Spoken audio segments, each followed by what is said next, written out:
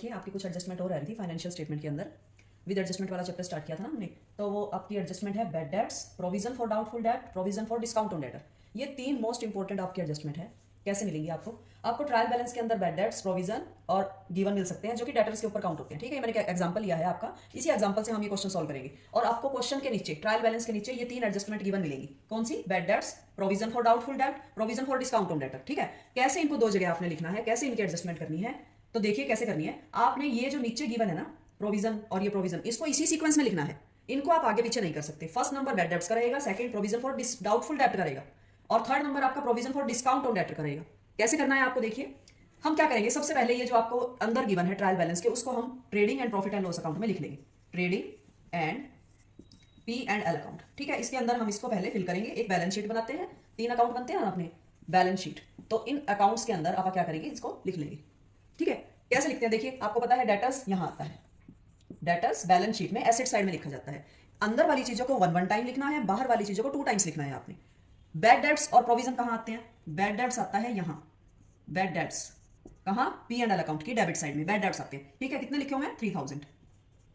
Provision, provision provision for doubtful debts कितने given है? 6000।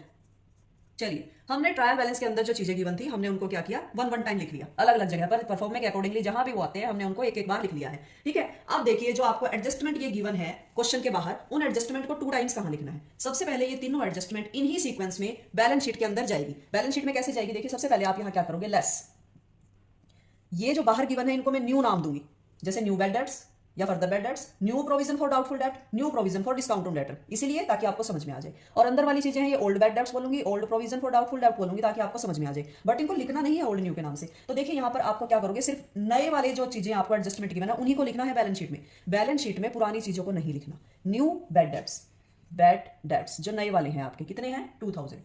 क्या करोगे, लेस कर दो सबसे पहले 2000। कितने आ जाएंगे ये? 2 माइनस करके 23,000।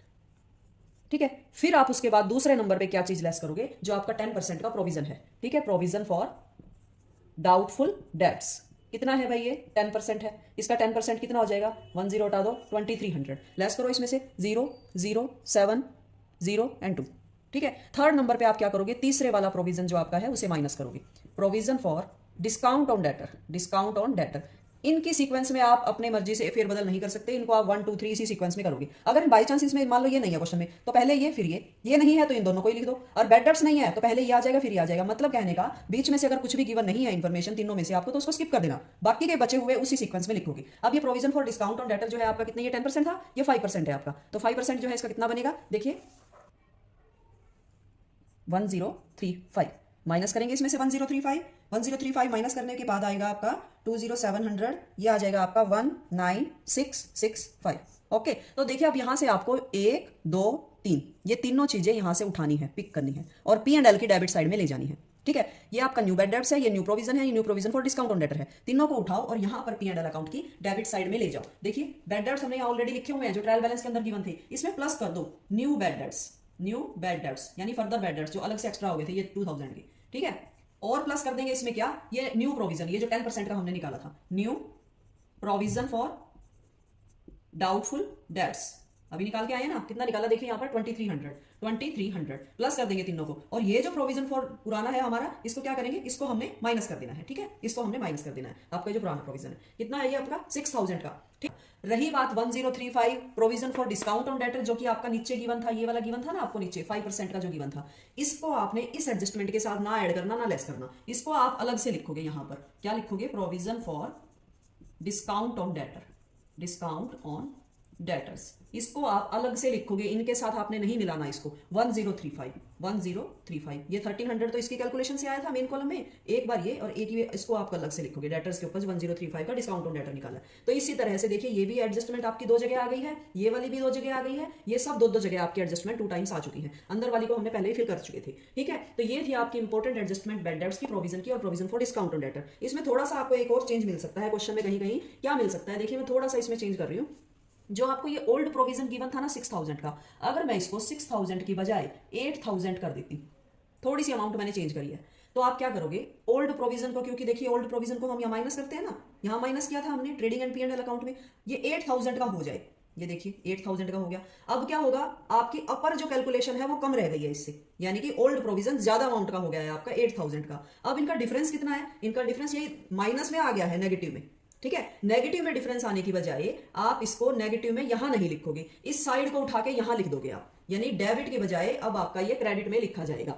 बस इतना चेंज करना है। अगर ये अमाउंट आपकी नेगेटिव में आ जाती है तो आपको ये यहां नहीं लिखनी, आपको ये क्रेडिट साइड में लिखनी है। ठीक, यूं का यूं उल्टा चलना शुरू कर दोगे। ठीक है, 8000, ठीक है, 8000 माइनस 7300, इस तरह से आप यहां लिखोगे क्रेडिट साइड में। इसको कितना आएगा, 700। ठीक है, 700 आपका क्रेडिट साइड में आ जाएगा, यहां नेगेटिव साइड आपने नहीं लिखनी। अगर ये ज्यादा हो जाता है, ये सिचुएशन तभी करनी है जब ये अमाउंट ज्यादा हो जाती है ओल्ड प्रोविजन वाली। ठीक है, ये तो था आपका इंपॉर्टेंट जो था। ये एडजस्टमेंट आपकी हो रही थी, loss by fire, loss by theft, drawing, charity, free sample. General वाले चैप्टर में किया था ना हमने, तो क्या जनरल एंट्री बनाई थी, इन सबको डेबिट में रखा था और 2 किया था परचेज अकाउंट। ऐसा क्यों किया था, क्योंकि हमारे लॉस होते हैं, नुकसान होते हैं, ये हमारे, ये इनमें गुड्स चली जाती हैं बट रिटर्न में कुछ नहीं आता, क्योंकि ये हमारे देखो फ्री सैंपल में सामान गया कुछ नहीं आया, चैरिटी में हमने सामान दे दिया लेकिन रिटर्न में हमें कुछ नहीं मिला, तो इनको परचेज अकाउंट से ही हम डेबिट और क्रेडिट करते थे। तो इसका इफेक्ट भी परचेज अकाउंट पे ही पड़ेगा। कहां 2 जगह लिखना है, अगर ये चीजें आपको मिल जाए तो इसको लिखोगे ट्रेडिंग अकाउंट में, ट्रेडिंग एंड P&L अकाउंट में लिखोगे, और एक बार इसको कहां लिखोगे, जो आपका दोनों बार यही लिखा जाएगा। देखिए यहां पर ट्रेडिंग अकाउंट में आप ओपनिंग स्टॉक परचेज लिखते हो ना, परचेज लिखते हो, तो आपको ये चीजें आ जाए तो एक बार तो इनको लेस करोगे परचेज में से, ये सारी चीजें 1 2 3 4 5, ये 5 चीजें आप क्या करोगे, यहां से सारी जगह से परचेज में से लेस करोगे। 1 बार हो गया, एक बार हो गया। दूसरी बार आप इनको कहां लिखोगे, आप इनको P&L की डेबिट साइड में लिखोगे, लॉस बाय फायर। ये P&L अकाउंट इस तरह से शुरू होता है ना आपके, इसके नीचे वाले पार्ट में, अपर पार्ट में ट्रेडिंग है और लोअर पार्ट में P&L अकाउंट है, तो दूसरी बार इसको आप P&L अकाउंट में लिखोगे। लॉस बाय थेफ्ट, ड्रॉइंग हो गई, चैरिटी हो गई और फ्री सैंपल हो गए।